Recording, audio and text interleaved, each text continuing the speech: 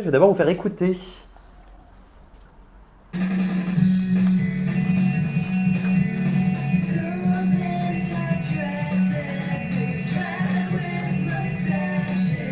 Alors, je ne sais pas si ça vous dit quelque chose, mais trêve d'attendre, Marion, dis-nous ce que c'est.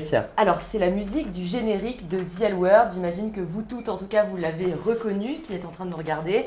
Le générique de The L Word, pourquoi ? Parce qu'on a une nouvelle capitale. Peut-être que vous êtes passé à côté. Si c'est le cas, bon bah, c'est la vie. Mais en tout cas, je suis là pour vous l'annoncer à nouveau. The L Word est de retour. Ça, c'est une très belle nouvelle. Série mythique The L Word. Est-ce que tu peux nous en dire un petit peu plus sur ce retour ? C'est prévu pour quand ? Comment ça s'organise ? Alors du coup, la diffusion devrait avoir lieu avant la fin 2019. C'est en tout cas ce qu'a annoncé la chaîne Showtime. Donc, on respire, on garde son calme, on peut peut-être même faire des petits exercices de yoga en bonne bigouine ougouin que nous sommes.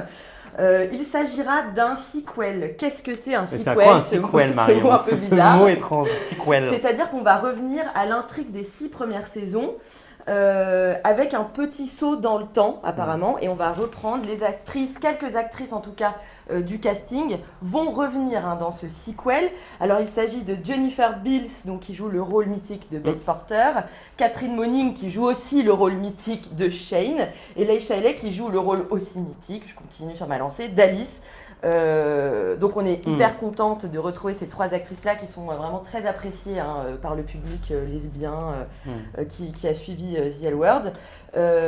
Voilà ce qu'on peut dire pour l'instant. Et on me dit dans l'oreillette qu'il y a aussi une autre actrice très appréciée qui devrait faire son apparition. Oui, alors ça c'est une très très bonne nouvelle qui a pu en faire sourire plus d'une.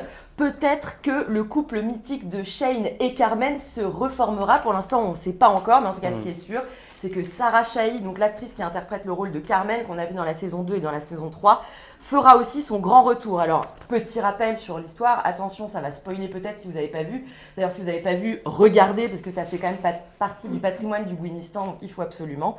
On avait mais attention, spoiler. Mais attention, spoiler. Bouchez-vous les oreilles pour ceux qui ne veulent pas savoir. On se bouche les oreilles, mais Shane avait demandé Carmen en mariage avant de, tristesse intense, la planter tout simplement devant l'autel, ce qui nous avait laissé dans le désarroi le plus total, et Carmen aussi, du coup. Mais du coup, voilà, Sarah Shahi revient, donc on est très contents. On sent bien, Marion, que tu nous parles de ça avec une passion. D'ailleurs, c'est une nouvelle qui a en tout cas créé l'émoi parmi les femmes de cette rédaction, et les hommes aussi d'ailleurs. On se demande pourquoi, en tout cas, un tel engouement. Oui, alors pourquoi un tel engouement ? En fait, on a un petit peu réfléchi là-dessus au sein de la rédaction. On vous renvoie là vers un papier qui est sorti vendredi dernier, dans lequel on explique pourquoi The L Word en a aidé plus d'une à s'assumer en tant que lesbienne. Parce que cette série, donc, qui était diffusée entre 2004 et 2009, a accompagné et marqué plusieurs générations de femmes. Elle fait office, on peut dire, à mon sens, je pense que Rosen serait d'accord avec moi, Juliette aussi, confirmation de la rédaction en chef, elle fait un peu office de référence mondiale dans le paysage cinématographique. C'est en effet la première fois qu'on a une série qui diffuse sur une chaîne câblée, un Showtime, une série qui met en avant uniquement des personnages féminins, qui plus est, qui sont 100% lesbiens. C'est un peu une petite révolution. Alors, on a interviewé plusieurs femmes, des plus jeunes, des moins jeunes, qui avaient suivi la série. Notamment, par exemple, Maureen, 23 ans, qui nous explique à quel point la série a été salutaire pour elle. Elle s'est rendue compte en regardant cette série qu'elle aussi, elle avait le droit d'avoir une famille ou pas, d'enchaîner des relations amoureuses avec des femmes ou pas. Et elle dit clairement que ça l'a aidée à s'assumer. Camille, 26 ans, qui va aussi dans le même sens, qui dit The L Word m'a montré à quoi peut ressembler un quotidien de femmes lesbiennes. Voir ces personnages qui ont un boulot, des amis, une vie amoureuse et sexuelle, c'est très important. J'ai regardé quelques épisodes et puis j'ai fini par faire mon coming out. Ça, c'est pas rien, une série qui aide des lesbiennes à faire leur coming out auprès de leurs amis, de leur famille, c'est quand même quelque chose d'assez énorme. Alors on a aussi appelé une spécialiste, Anne Crémieux, qui est maître de conférence à Nanterre. Pour elle, la série a eu un effet radical dans le sens où elle a permis l'affirmation de soi. Alors elle dit que dans un sens la série avait beau correspondre, pas forcément à la manière dont les lesbiennes se voyaient, elle a quand même eu un effet libérateur et surtout elle a permis de combler un énorme vide puisque de nombreuses lesbiennes ont pu s'identifier. Dernier point aussi dans ce que ça a permis en interviewant d'autres jeunes femmes, Léa qui parle par exemple d'une série qui lui a permis d'accompagner son coming out social. Moi je trouve que ça c'est assez intéressant dans le sens où elle ne voulait plus être perçue comme hétérosexuelle à l'époque où elle regardait et elle dit la série m'a montré que je pouvais avoir une vie sociale heureuse, faire partie d'une communauté avec ses propres codes. Ça m'a fait prendre conscience qu'il y avait un monde en dehors de l'hétérosexualité, que j'avais plus besoin de me cacher. Donc à l'époque, la série a été un peu décriée comme représentant des femmes riches, glamour, voilà, en tout cas elle a été critiquée par rapport à ça. Et du coup critiquée pour son manque de militantisme. Qu'est-ce que tu as à en dire toi? Oui, alors c'est vrai qu'on peut se dire, quand on regarde le cast de The L Word, quand on regarde les conditions de vie de tous ces personnages, c'est des femmes plutôt voire très aisées, qui vivent dans des grandes maisons avec piscine à West Hollywood, dans un quartier très huppé de Los Angeles. C'est pas vraiment représentatif de la Gwyn, la représentation qu'on peut avoir de la Gwyn, voilà, c'est un peu très glamour, ça correspond au code d'Hollywood, etc. Pour autant, en ayant parlé avec toujours Anne Crémieux, donc cette maître de conf, elle me dit c'est vrai que c'est un peu tout un paradoxe cette série parce qu'elle a été beaucoup critiquée justement pour un manque de militantisme et en même temps, à une époque, donc entre 2004 et 2009, sur une chaîne câblée, elle a quand même pu montrer certains aspects d'un début, et qui aurait pu éveiller un début de conscience militante auprès de certaines lesbiennes. Alors ça, c'est notamment ce que me confirme Samia, qui a aujourd'hui 39 ans. À l'époque, elle en avait 24 quand elle regardait la série. Et pour elle, elle a compris toute la dimension des difficultés auxquelles pouvaient être confrontés les couples homoparentaux à travers le couple de Bette Porter et de Tina Kennard, qui est un couple quand même assez mythique dans la représentation des homoparents et surtout des couples lesbiens à l'écran.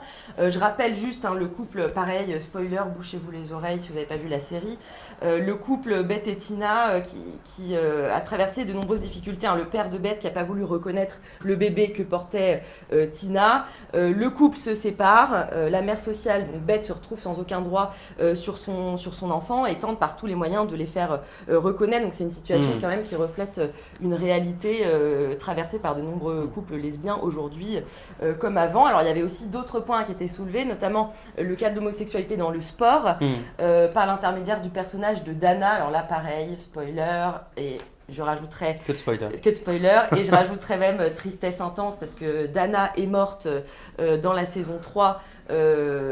Elaine Chaiken nous a quand même, donc la créatrice de la série, qui nous avait quand même dit que c'était la plus grosse erreur qu'elle avait faite de faire mourir Dana, parce que ça avait eu un impact tellement énorme sur toutes les lesbiennes dans le monde entier qui étaient complètement anéanties. Bref, il se trouve que Dana avait fait son coming out en tant que joueuse de tennis, donc là ça montrait bien l'homosexualité dans le sport. Et puis il y a aussi la critique de l'armée et notamment de la politique du don't ask, don't tell, qui a été faite par l'intermédiaire du personnage de Tasha, qui en plus est un personnage afro-américain, donc encore mieux, et qui était en fait soldat dans l'armée, et qui a été confronté à cette politique-là.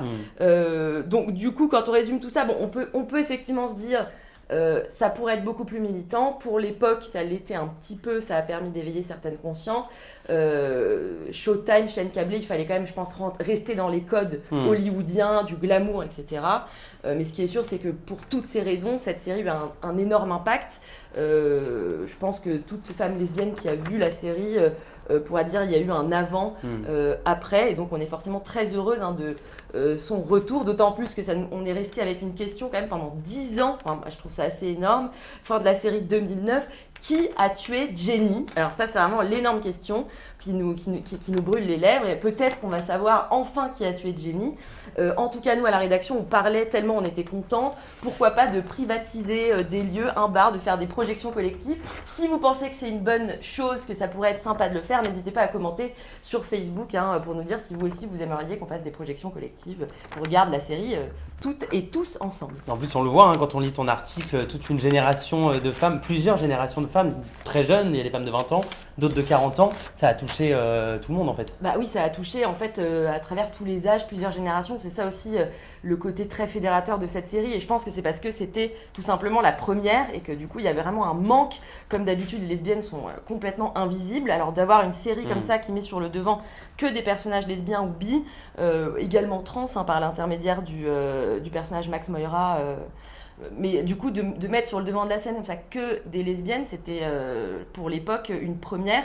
Et je pense que c'est pour ça que ça a eu un côté si fédérateur. On était vraiment, enfin, les lesbiennes étaient en demande d'une certaine représentation à travers des produits culturels que sont le cinéma, les séries. Voilà, je pense que c'est ce qui fait aussi tout le côté mythique, puis aussi peut-être parce que ça nous apprend des choses en tant que lesbienne. Il y a plein de petites choses. On pensait faire un article, tous les je sais pas, les X trucs et astuces qu'on peut apprendre en regardant The L Word sur le fait d'être lesbienne ou d'être Gwyn. Voilà, il y a des scènes mythiques, très très drôles. Enfin, et puis on se retrouve un peu dedans, quoi, quand on connaît le milieu lesbien avec son lot de drama. On regarde The L Word, on se dit bon bah voilà. On comprend tout, quoi. On se dit on traverse du drama, c'est normal. Le drama voilà, est très très bien représenté dans cette série. On va peut-être se tourner vers Alexis, savoir si on a eu quelques commentaires ou quelques questions peut-être. Alors on a des bonjours de pas mal de lecteurs et de lectrices. Pour en citer quelques-uns, Nichette, pardon, je ne vais pas me mettre de Mets-toi là. Nichette, Guilain, Mike qui nous disent bonjour. Christelle à l'instant, et on n'avait pas de questions particulières, peut-être une petite remarque d'un lecteur qui trouvait que tu parlais très vite, mais je pense que c'est parce que tu es pleine d'entrain. Parce que j'étais vraiment c'est l'excitation de la série là. Pardon. Voilà. Mais merci pour la remarque, mais oui, là j'étais vraiment pleine d'entrain, c'est pour ça. Et puis pas de questions particulières, je pense que tout a été bien expliqué sur les enjeux de ce retour. Merci Alexis. En tout cas, si vous avez des questions, si vous avez des choses à poser à Marion, n'hésitez pas à les poser dans cette vidéo, elle vous répondra si elle le peut. Et en attendant, on se retrouve dans un prochain Facebook Live mercredi prochain. Salut! Salut!